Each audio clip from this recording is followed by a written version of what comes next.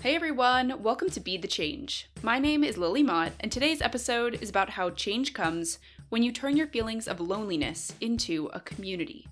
This week, I had the opportunity to chat with Eduarda Zoghbi, who is a climate and energy specialist and the founder of MPower Brasil.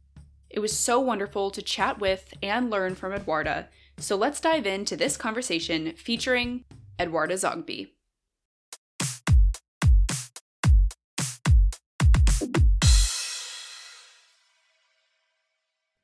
I'm Eduarda Zoghbi. I'm Brazilian, born and raised, and currently based in the city of Brasilia, which is the capital of Brazil. And ever since I was 12, I was very involved in climate change. And, throughout my career, I tried to focus more on the relationship between gender, climate, and energy. Spent over a decade working mostly at international organizations, so from the Inter-American Development Bank to the UN Sustainable Energy for All, UN ECLEC, Economic Commission for Latin America and the Caribbean, and now I'm working for the Climate Investment Funds, mostly focused on climate finance, but still very much into the energy transition focus and especially the role of young people and women in the energy space. That was a great overview, and I'm so excited to talk with you and just learn a little bit more about this work that you're doing. I would love to get started by just having you give me the story behind all of this work. I'd love to hear about what inspired you to get started and that background story for you. Yeah, Yeah. tell me it all. So funny enough, the reason I started in this field in the climate space is the same as many people from my generation, which was Al Gore's documentary, An Inconvenient Truth. I had a fifth grade teacher who gave me a DVD to watch because I was already interested in environmental issues very early on and already spoke on behalf of my school at the Senate, the Brazilian Senate. Then she told me to watch the documentary, which completely opened my eyes to, I think, the danger of the situation, the emergency. And I was just very scared how people were not talking about it, how we weren't listening more about climate change in schools or in the news, or just it was something that only I was interested in for many, many years in my life until I got to college and found a group of people, a nonprofit in Brazil called Engajamundo, which in English translates to Engage the World. And they were the first, nonprofit volunteer-based work that I did and got involved with young people all over my country that were trying to find space for youth at the COP process, the Conference of the Parties, and also at other spaces in climate legislation in Brazil. So I think it was the first time I was like, wow, I'm not alone, because even in undergrad, I feel like I was the only person in the entire university that cared about climate. And this was back in 2012. So it's a while back, but not that long ago, with now climate being so important and so mainstream that many people are looking for jobs in the space. Before, there were no jobs. Like there was nothing you could do, like not much you could do depending on your background to get involved with climate. And now it's the opposite. And I think that's incredible. But it was very hard, like to get to this point. And I was very much motivated by just knowing of the urgency and having a very strong sense of purpose that I just needed to do something. If I knew of it, if I had information about it, most of the work I did at Engajamundo was focused on going to public schools in Brazil to talk to young people, children and also teenagers, like in high school, about the importance of climate and how it related to their everyday lives and how they could be empowered as young people to do more in their communities to solve the problem. I love that. And I think that will lead very well to my question where I ask you a little bit of advice for how people might be able to get started with this work. And also, if they are passionate climate change activists, which I think there probably are a few listening to this that are already involved in that work, just how they can kind of continue. I would love to ask you, as far as the approach to tackling the climate crisis that you took, why did you choose the policy route and kind of go that way, become a political scientist? Why was that kind of your choice rather than going about a different route? I feel like there are so many different ways that you can make a change. Why did you choose politics and that route for yourself? So this is a great question because, back in high school when you have to make this huge decision in your life and what to study, what to do next, I considered studying something like environmental science or environmental engineering. but I just thought I wasn't good enough. And, we can get into that later. But one of the big things that I work in today is just advocating for more women in the energy sector and in STEM in general, because I think that I'm a clear example of somebody who wanted to follow a career in STEM. And at a very young age, again, I was really good in physics in school, specific. We in Brazil we divided up between like mechanical physics, electric, and then we have optics, thermodynamics. We have like a lot of different divisions depending on your year. I don't know if that's how they're doing it nowadays. It's been a while. But I was always really good in electrical physics, like actual like 10 out of 10 student. But I was not very that incredible in math. So I just always doubted myself and thought, well, I'm gonna have to learn calculus, one, two, three. I'm never gonna be able to do this, so I'm not even gonna try. And then I went through a process of like, I don't know how to call that, but a lot of people do these like tests to, to see where you fit better. In my case, I did this whole like 3 month process with a group of students. This was a program that existed here in the university that I went to, that helped you understand like your role in society, your purpose, your drive. And then that's how I kind of find out that one of the ways I could go into, focusing in environmental issues was political science. And just to your question on like policy and why, I just always felt that this was a very practical way of solving the problem because there's just so much of environmental and energy legislation that has not been enacted or discussions haven't even started. If you want to bring in the investors, if you want to bring in the infrastructure, you just have to have the policy in place. You just have to approve the laws.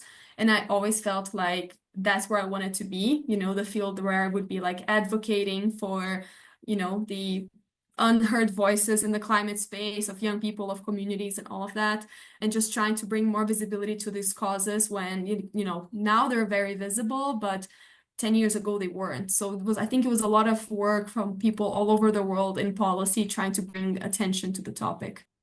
I would love to talk a little bit more about that idea of women in STEM and maybe when you were growing up and those feelings that you had, if you're feeling comfortable. I think that's Yeah. definitely something that a lot of people struggle with, and a lot of the guests that I've had on the podcast have had very similar experiences and similar thoughts. So I think it's definitely something important to share with other young women who Mhm. might be listening to this and maybe struggling with some of those same feelings. Can you tell me a little bit about that? Absolutely. And it's funny you ask because I always have this conversation with my girlfriends who are all in like climate energy fields because we just talk about how hard it is being a woman, how we go through small portions of humiliation our whole lives without really understanding what it means and why and how we're being like either humiliated or harassed in different ways. And I think that in the process, it starts very, when we're very young and we don't have that cognitive understanding of what's going on pretty much. So for me, as like it was hard to already like see myself working in these fields. Once I started studying political science, what I noticed was that any type of internship I would find in the energy sector required me to be an engineer. So I was already ruling it out, like, well, I guess I'll never work with this. And I was lucky that I had an internship opportunity in college at the British Embassy in Brazil, which was for first I spent 6 months in their climate program and then I moved on to their energy program. And then it was kind of like my first exposure to being able to add something to my resume focused on energy. And still, graduated from college, and I applied for a bunch of positions in the energy sector, got nothing, especially because most positions require experience, which you're like, well, I have some internships, but I don't have 5 years of experience. So I couldn't get any positions focused in energy. Then I started working for the Inter-American Development Bank. I was there for almost 3 years. And even though I was in the climate division, there were a few projects that we collaborated with the energy division. So I again got more exposure, but I was like, I love energy. I want to be involved in this. How do I do it? And then I did my master's in energy policy. So I went to Columbia University, and it's crazy because I always talk about how much of a privilege it is to be able to A, study, B, study abroad, and C, even like know how to speak English to have this type of opportunity. So like when I talk about just the challenges and barriers for women, but young people in general, having access to knowledge especially in the energy sector, most of everything is being published in English. So you already rule out a large portion of the population that don't necessarily speak at a fluent level, that they can read reports in English and just, go on with their lives. So I just think that there were so many steps to it, right? So even when I started my master's, then I was like, oh wow, I really have to get some hard skills because I never really had classes on like finance. So I started doing like the hardest classes, and it was very challenging because again, in English and like when you're in grad school, you're doing many, many things. I've always been involved in extracurricular activities. I'm not a person that only studies or only works. I always do a million things. So I think it's just so hard for me to like start learning new topics that I've never seen and just being in the same class with people that already had some sort of exposure. And then last point is just like the job market. I had two actually situations like this. When I graduated from my master's, you start looking for jobs, and I got two offers which were way below the rest of my peers. And one of the places also made an offer to a friend of mine. We had very similar profiles, and I actually had more years of work experience, and he got offered like substantially more than me, like almost 50% more. And I was furious. And, I just started crying. I'm like, wow, it doesn't matter that, like all my background, like not all the knowledge I've acquired, even the fact that I'm an expert in the energy field, I'm still getting offered less than a man. So it's just frustrating, and it's something I'm always like, I don't like you. I don't want to use the word fighting, but I am always fighting against the status quo because it's just so hard to have like women and have role models and incentivize women to go there because you're just so often convinced you're not enough. You're convinced it's not the place for you. You go to meetings, you're the only person, especially when like you're young and you come from like a developing country. There's so many layers of stereotypes, and like being able to be taken seriously is very hard still. And I talk to senior women in the sector, and it still is. Like it's not something that changes. If I face this like more than 10 years ago in high school, and I see that high school women are still going through the same challenges, we really need to do something fast because it's not changing as fast as it should be. I think that you talking about it and raising awareness and sharing your experience is definitely a great contribution to it. I totally agree that it needs to go faster, but I think you telling your story and sharing it with people who might be struggling with those same feelings is a great way to get started. And I think that that will really resonate with a lot of people as well. Hopefully, lots of people who are listening to this podcast. As you've been doing all of this work, I'm sure that you've had lots of great mentors and lots of support. What is some advice that you've picked up, or maybe some words of wisdom that motivate you to continue doing this? You're working on a topic that is, it can be, I'm sure, very overwhelming doing the work that you're doing. And I think a lot of times there are these feelings of climate anxiety or climate doomism associated with this topic. But can you talk to me a little bit about what motivates you to keep going? It can be maybe words of wisdom, maybe even a person. What keeps you going when you're doing this work? So it's a mix of things, right? It's everything. It's not just a person, a few people that inspire me, and just the cause. And I think that having a very strong sense of purpose since I was like 12, that I nowadays I tell people I think it's almost spiritual. I think I was born for this. I think I was born to like help with something that needs awareness.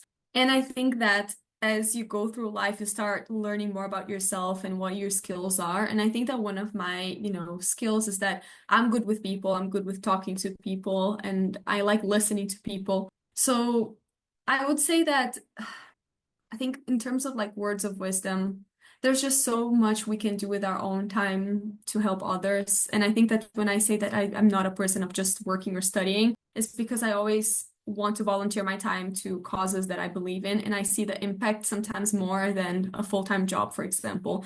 So I remember that, from one of the places that I used to work for was not very aligned to my vision. And I really didn't like the work. But what made me happy on a day-to-day basis was the volunteer work I was doing outside. So I was like, well, I need to get paid, so I have a full-time job.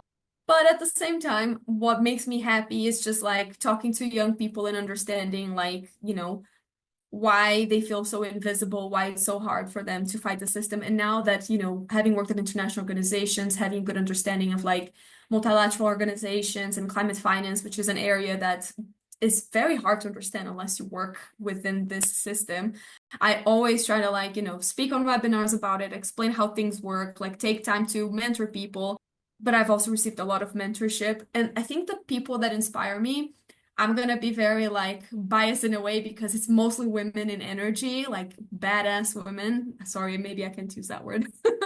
But just like these incredible women that are like, in addition to doing like incredible work in their organizations, in addition to leading, they're also mothers, they raise families. Because I think about this all the time, like, wow, it's already hard as it is. Imagine with kids. I don't have kids yet, but maybe, maybe the day's coming closer and closer every day.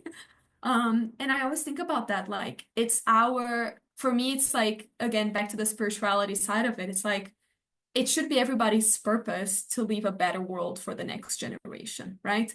And I think people say that, our generation is the last one that can solve the climate crisis. So we do have a heavier burden than the generations before us, just because we're probably going to be the first ones to really live through the worst effects of climate change. So there's just for me a sense of responsibility and purpose that cannot be shaken. Like, I obviously have bad days, days that I feel like I'm not productive enough, days that I'm not feeling like I'm doing enough.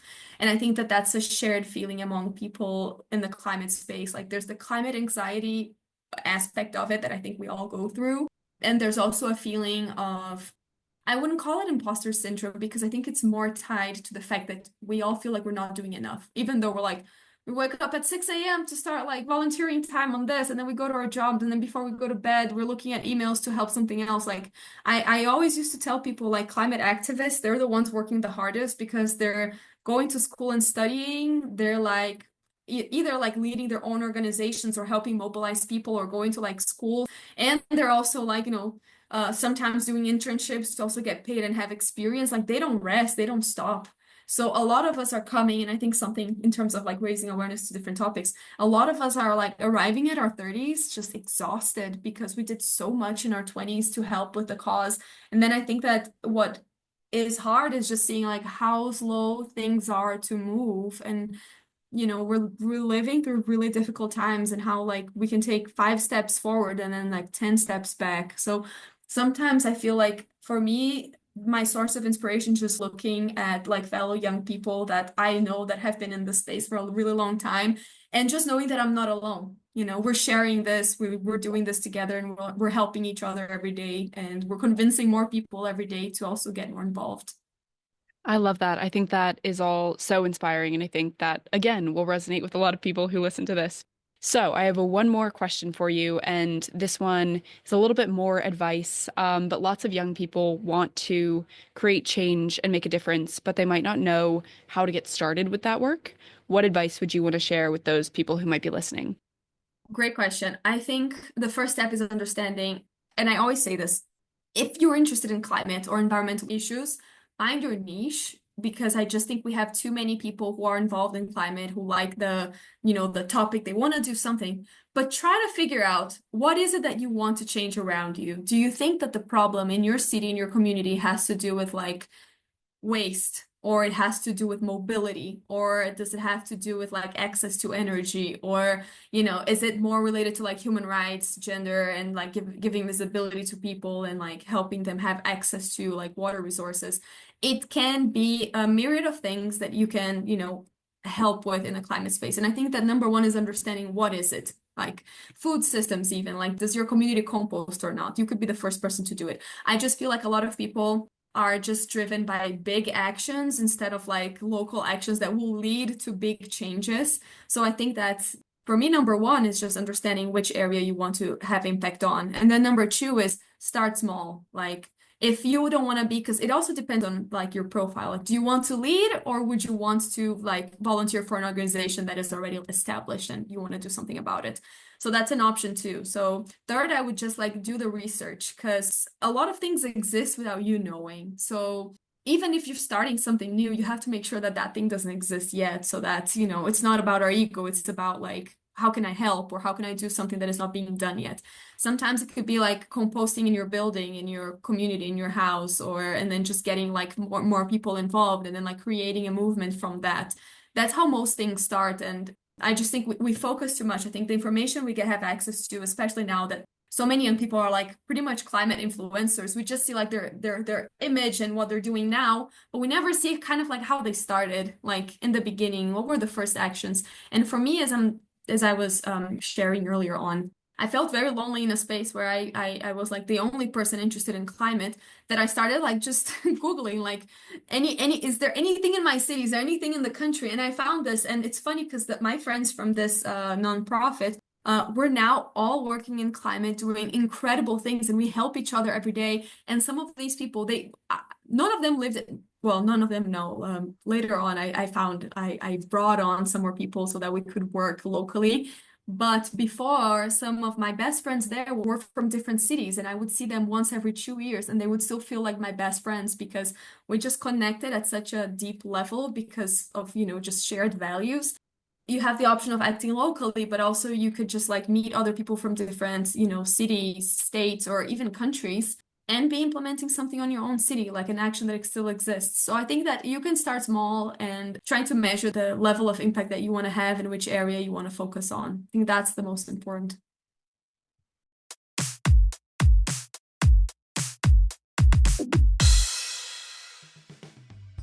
It was really great to talk with Eduarda, and it was so interesting to learn all about her work in the climate and energy spaces. I especially really enjoyed that last part of our conversation because I think that Eduarda is such a great example of someone who is being the change they wish to see in the world, as cliche as that might sound on this podcast. When Eduarda felt like she was the only person interested in climate, and she felt lonely in that sense, she started to connect with other like-minded people and create her own community of passionate people. There are always going to be other people who are passionate about the same issues as you and who are making the changes that you probably would also like to make. So do some research, see who and what is out there, and get connected with them. Change comes when you turn your feelings of loneliness into a community.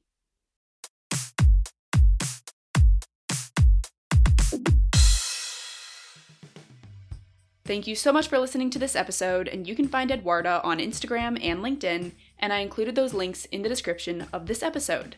If you want to talk about anything I mentioned, please reach out to me by email at lily@bethechangepodcast.org or on Instagram at Be The Change Media Network. I'm working on expanding Be The Change Media Network, which means bringing you more inspiring stories from amazing guests.